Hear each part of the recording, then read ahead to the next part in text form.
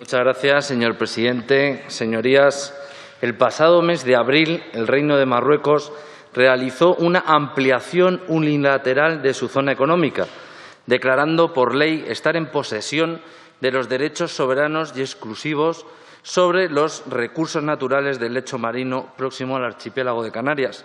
Esta zona, casualmente, dispone de un gran potencial minero rico en cobalto y telurio. Concretamente, el monte submarino Tropic, al sur de la isla del Hierro, posee las mayores reservas del mundo de telurio.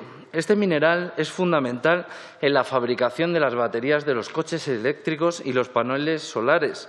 Señorías, pareciese que este Gobierno socialcomunista no tiene ningún interés en defender la soberanía nacional ni a los pescadores españoles. El problema reside en que la hoja de ruta en materia de política exterior es contraria a los intereses legítimos de España. Ni siquiera este Gobierno tiene interés en defender los recursos naturales que permitirían a nuestro país abanderar la transición verde. Lamentamos con profunda tristeza que la bulia que este Gobierno manifiesta no es sino una ventana de oportunidad para los enemigos de España.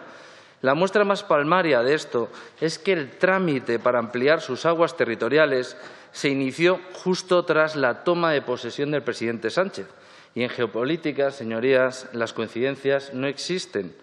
Por si no fuese suficiente, esta expansión de aguas territoriales no ha sido un hecho aislado, sino una acción más incardinada en un plan estratégico que no pretende otra cosa que obligar a nuestro país, por la vía de los hechos consumados, a aceptar todas las pretensiones provenientes desde el exterior. Hemos conocido hace unos días que estas fronteras ya han sido delimitadas como marroquíes por la Organización de las Naciones Unidas para la Alimentación y la Agricultura, la FAO. En particular, pescadores canarios afirman que el nuevo control electrónico de capturas señala como aguas territoriales de Marruecos las situadas a tan solo 10 millas de la isla de Fuerteventura, produciendo un claro solapamiento con el espacio marítimo de Canarias. Conviene recordar aquí que, conforme al derecho internacional, el mar territorial es aquel que se extiende hasta una distancia de 12 millas náuticas contadas a partir de las líneas de base. España debe de actuar sin demora y sin condescendencia, acudiendo a los mecanismos jurídicos internacionales que tiene a su disposición para la resolución de esta crisis geopolítica. Esta decisión unilateral no tiene ninguna validez jurídica, atendiendo a lo dispuesto en el artículo 74.1 de la Convención de las Naciones Unidas sobre el Derecho del Mar, que establece que la delimitación de los espacios marítimos entre países adyacentes solo puede realizarse de mutuo acuerdo, también atendiendo a las resoluciones de la ONU que no reconocen la soberanía marroquí sobre el Sáhara Occidental.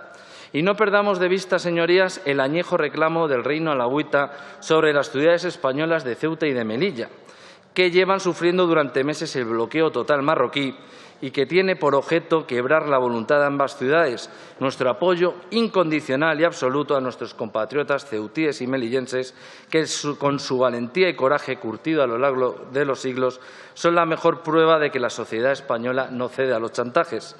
Además, señorías, nuestro vecino del sur se encuentra inmerso en un proceso de rearme muy alarmante para nuestras Fuerzas Armadas.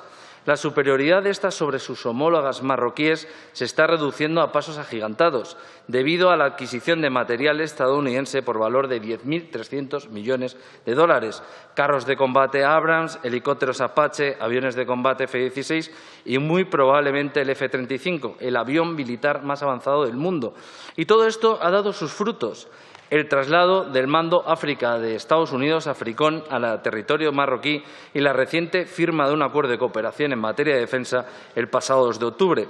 Mientras tanto, este Gobierno tiene paralizada la renovación del mismo con Estados Unidos y se resigna a cumplir con sus compromisos internacionales. A un año de que finalice el uso de la base aeronaval de Rota, que aporta a la economía de la provincia de Cádiz unos 500 millones de euros anuales, Marruecos ha ofrecido como alternativa un enclave naval ubicado en su territorio.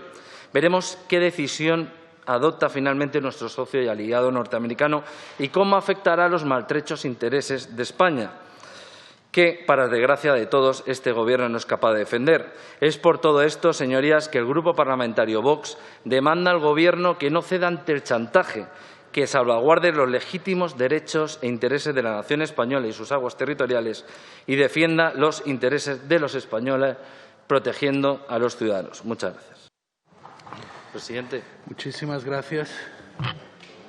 Por alusiones, me gustaría contestar a la portavoz del Grupo Socialista. Conteste. Brevemente. Lo que ha vertido en relación a que desde nuestro grupo parlamentario estaríamos encantados de entrar en un conflicto bélico con Marruecos. No se trata de entrar en esta clase de polémicas. ¿Ha habido alguna alusión directa sobre la que quiere...? Sí. Me estoy refiriendo a esa alusión.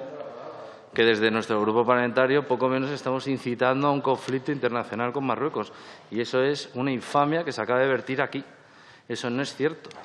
Nosotros lo que hemos dicho es que el Gobierno ha de defender los intereses de España y en esta cuestión… Pues… Ha quedado claro su posición, ha tenido la oportunidad de exponerla. Parlamentario Vox y intervendrá el señor Salva. Hola, ¿qué tal? Buenas tardes. Nuestra posición, que es una enmienda de adición, respetando muchísimo la postura del Grupo de Ciudadanos, voy a ser muy breve. Tal como está, digamos, la situación sanitaria y macroeconómica y tal como está la situación en España, en este instante España es un país que tiene que ser ayudado más que ayudar a los otros. Esta es nuestra postura. Por lo tanto, si no se admite nuestra enmienda de adición, vamos a votar que no. Gracias, señor presidente. Yo creo, como ya se ha dicho, que coincidimos todos en que la reforma de la Ley Orgánica de Régimen Electoral General es urgente. La que se hizo en el 2011, la que instituyó el voto rogado, pues ha quedado demostrado que, aunque la finalidad era buena, por cuanto que lo que se pretendía es que hubiera una mayor y mejor participación de los residentes españoles en el exterior, pero no logró ese objetivo, sino que todo lo contrario. Lo que ha quedado demostrado, y las cifras están ahí, es que la participación ha ido cada vez siendo menor, llegando pues en el 2015 a tener apenas el 4,7% de participación. Son cifras que reflejan pues, los defectos que trajo esa reforma de 2011 y que es muy significativo que en las últimas elecciones, y es un dato del Ministerio de Interior, los solicitantes del voto y que fueron aceptados sumaron 226.050, pero luego solo votaron 145.908. ¿Por qué? Pues según nos informan residentes en el extranjero, porque no les llegaron las papeletas. O sea, primero hay que solicitarlo, lo cual ya es un incordio. Luego que te lleguen las papeletas y luego hay que ir a votar. Bueno, pues a cerca de 100.000 personas no le llegaron a tiempo las papeletas. Por tanto, nosotros estamos de acuerdo en que hay que reformarla. Ahora, lo que propone el Grupo Plural de que sea ya en 3 meses con el establecimiento del voto telemático, entendemos que es muy peligroso y es arriesgado. Por nuestra parte, dado todos los ataques cibergénicos, o ¿cómo se llama? Cibergénicos, que se producen, entendemos que es, como decía, peligroso. Por tanto, desde el Grupo Parlamentario Vox vamos a proponer la creación de un grupo de trabajo donde se estudie esa posible reforma y, bueno, si hay que ir estableciendo pues unas soluciones que sean las más adecuadas al problema que hemos expuesto. Nada más y muchas gracias. Muchas gracias, señor presidente. Señorías, en primer lugar, decir que lo que ocurrió en Bolivia no fue un golpe de Estado, sino al revés. El señor Evo Morales intentó dar un golpe de Estado con un uso fraudulento tal y reconoció la Organización de Estados Americanos, la Unión Europea y Estados Unidos. Y si ha habido unas votaciones libres y pacíficas, de lo cual nos congratulamos, ha sido gracias a la labor de su presidenta, la presidenta Yanine, y a la voluntad del pueblo de Bolivia de vivir en paz y en democracia. y habrá que aceptar los resultados, pero en este momento dado, los que sean, y parece indicar que Luis Arce es el vencedor, que yo sepa, el censo es el 17%. Recontado, quiero decir. Bien, dicho eso, esta PNL que presenta el Grupo Socialista pues es muy genérica, poco concreta, y nos sorprende que el Grupo Socialista, que es el que está gobernando, que haga esto. Todos entendemos que España, y lo ha dicho la ponente, defiende los derechos humanos y, por supuesto, compartimos que todos hemos nacido libres e iguales en igualdad de dignidad y de derechos. Si ya lo está haciendo el Gobierno de España y lo lleva haciendo desde que existe la democracia en este país, sin lugar a dudas, no entendemos una PNL tan genérica y, sobre todo, nos han chocado varias cosas que nos han preocupado. En primer lugar, que hablar de los derechos humanos en Iberoamérica no se mencione a Cuba. Es de una malicia en la finura que sorprende. Hablar de derechos humanos en Cuba y que no se mencione a Cuba, y sí se mencionen otras naciones. Miren, las cumbres iberoamericanas de jefes de Estado y de Gobierno llevan produciéndose durante 28 años y se han revelado como un instrumento diplomático de escasa utilidad y han servido en no pocas ocasiones para diluir la responsabilidad de los Estados para emprender iniciativas en los ámbitos bilateral y multilateral con mayor eficacia de protesta por violaciones de derechos humanos y no por represión de la libertad política. España no puede eludir la obligación que le incumbe de protestar bilateral y multilateralmente, así como desde la Unión Europea, de los casos de Cuba, de Venezuela, de Nicaragua, de Ecuador y aún Argentina, asimismo que está en franca deriva totalitaria. Si quieres alguien concreto, yo les pido personalmente, mire, esta mañana hemos estado en esta formación atendiendo al diputado venezolano Wilmer Azuaje y nos hemos visto, les confieso que tengo un mal cuerpo por lo que hemos estado viendo fotografías, vídeos de cuerpos mutilados, torturados y asesinados, y luego escuchando los relatos de su familia. Le agradecería mucho al PSOE y a Unidas Podemos que lo reciban y que escuche los relatos de la documentación que ha entregado y ha sido aceptada ya por el Tribunal Penal de Naciones Unidas, por la Corte Penal Internacional. Les ruego que le reciban y que le escuchen. Vayamos a cosas concretas y no a este canto de cisne que es pues el propio Gobierno decir su propia formación lo que le gustaría hacer. Nos preocupa que sitúen, en este caso en particular, Venezuela y Nicaragua junto a Chile. Nos parece que es algo mendaz. Se muestra el sesgo ideológico de esta PNL, ajeno a un desvelo sincero por los derechos humanos. Esta PNL del PSOE, partido que gobierna en España en coalición con una formación marxista-leninista, que no comparte los postulados de la democracia occidental y que tiene una vocación totalitaria declarada, escasa y nulamente tuitiva de los derechos humanos. Sorprende particularmente que desde tales postulados ideológicos de su socio de gobierno, la profesión de fe librecambista que hay en esta PNL. El único propósito verdadero de esta es aliviar con oxígeno ocasional, más o menos duradero, la ruina económica que ha causado en Cuba, Venezuela, Nicaragua y otros la acción de gobiernos comunistas y de izquierdas en general. Pero además encierra un marco ideológico que no podemos compartir. La aprendida defensa de los derechos humanos en la acción exterior está teñida de modo confeso de toda una batería ideológica LGTBI de género, que se caracteriza por su proyecto constructivo social con la siguiente formación de las conciencias desde el poder político, lo que es contrario a la libertad ideológica y más ampliamente a la conciencia, que es la matriz histórica y filosóficamente de todas las libertades públicas, y que resulta en una imposición, en un ilegítimo intento de imposición a gran parte de las poblaciones que no comparten esas premisas, como es el caso notorio en Estados Unidos y no pocos irrelevantes miembros de la Unión Europea, como Francia, Italia y, por supuesto, España. En conjunto, nos disgusta que además nos mencione el artículo número 21 del Tratado de la Unión Europea, que vino como consecuencia del Tratado de Lisboa, después de que fracasase en Europa la Constitución Europea que nos quisieron imponer. Votaremos en contra. Muchas gracias. Señor presidente, quiero pedir la palabra por una alegación directa. Es una infamia que se diga que nosotros... Nos ha citado directamente a nosotros y quiero hacer que conste, según el artículo 72. No cite ningún grupo parlamentario de esta Cámara y creo que no tiene la palabra, además. Que nosotros hemos alentado y que nos hemos emocionado con las cargas de la policía en los campos de refugiados. Es una vergüenza. Yo he estado en cientos de campos de refugiados y se me han saltado las lágrimas. Hoy hemos tenido un minuto de silencio por la muerte de un maestro en Francia a manos de un terrorista islamista que tenía la condición de refugiado. Fíjese si es delicado. Esa política buenisma del welcome refugees, bienvenidos todos los refugiados. Hay que tener mucho cuidado. porque a través de ese buenismo suyo vienen los invasores y los que quieren derrotar a Occidente. Y le digo esto después de sus palabras, que no pensaba decirlo.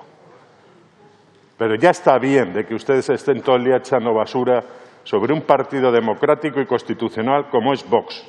Ya está bien, porque aquí los más antidemocráticos y más anticonstitucionales y más fascistas que hay son ustedes y lo que ustedes representan.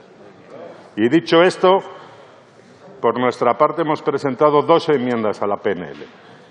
Una de modificación del apartado primero y otra de supresión del apartado segundo. De la modificación del apartado primero, lo que nosotros proponemos es que se promueva en el marco de la Unión Europea que las autoridades griegas lleven a cabo una descongestión de los campos de inmigrantes en Grecia, proveyendo a las personas que se encuentren en estos de un espacio apropiado. En tal sentido, se debe asegurar que los campos disponen de suficiente personal médico y servicios, garantizando el acceso al sistema de sanidad a los inmigrantes antes de tramitar su expulsión o lo que dispongan las leyes griegas.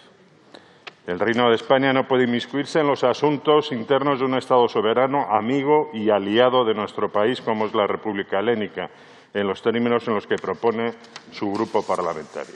Y la segunda enmienda es de supresión, porque proponemos que se suprima el segundo apartado de la parte dispositiva de la PNL. El Reino de España no se encuentra en disposición de aceptar inmigrantes provenientes de Grecia ni de cualesquiera otras partes de Europa, habida cuenta de la propia situación de invasión migratoria que estamos viviendo con el efecto llamada de este Gobierno socialcomunista. Nada más y muchas gracias.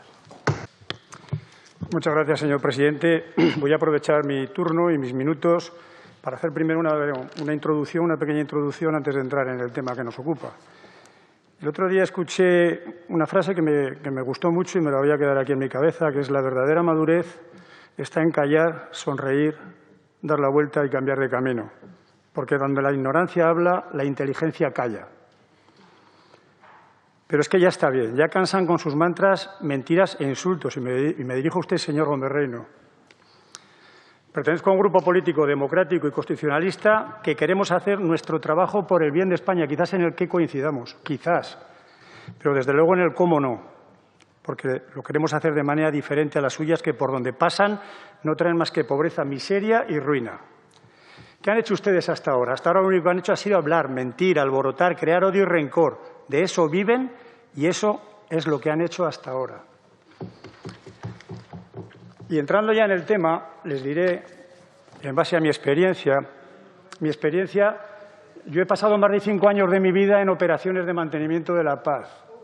Desde el año, señora Cantero, desde el año, Cantera, desde el año último de la Guerra del Salvador, donde fui oficial de información de Naciones Unidas, pasando por Bosnia y Herzegovina, que estuve un año, estuve en Irak, y luego 2 años y medio mandando una misión y siendo jefe de misión entre Israel y Líbano. Conozco bien el área, conozco bien lo que es Oriente Medio. Yo no hablo de oídas, como muchos de ustedes hablan.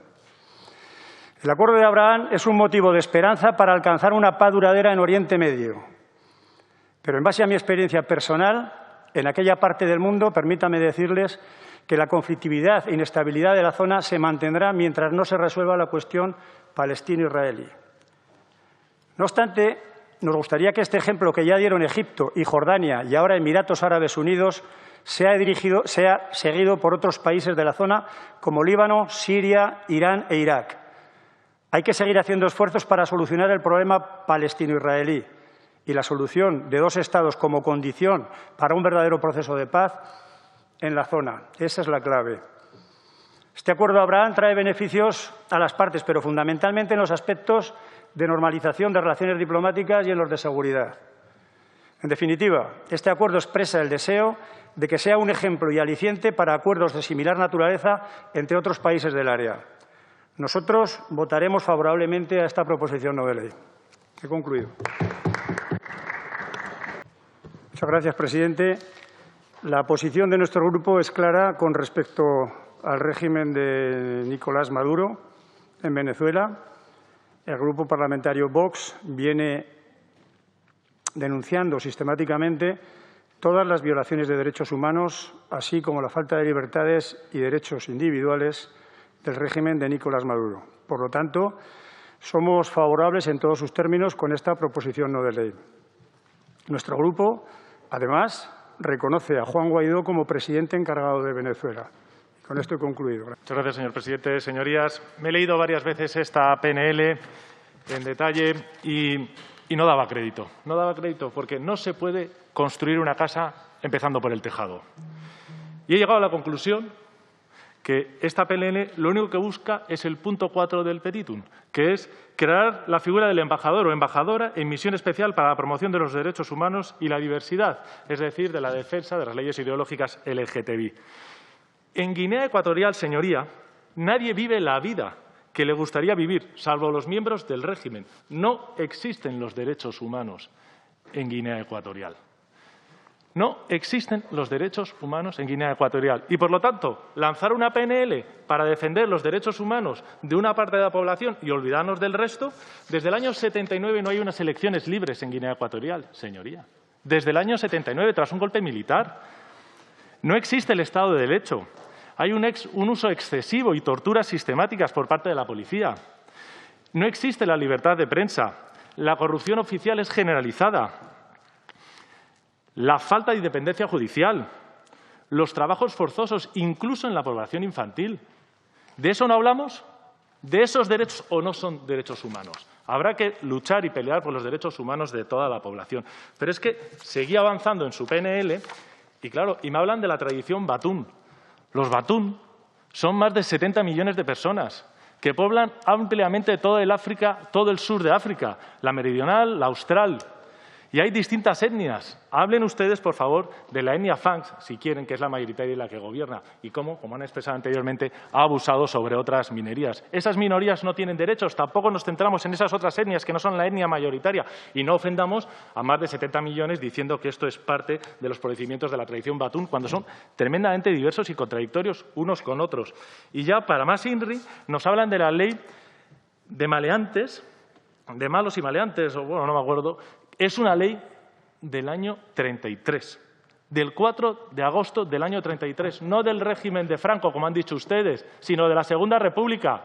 Por favor, sean un poco más finos, no mientan en sus PNLs y si quieren ayudar a Guinea Ecuatorial, digámoslo, no existen los derechos humanos en Guinea Ecuatorial, no solo de una parte LGTBI, sino que no existen.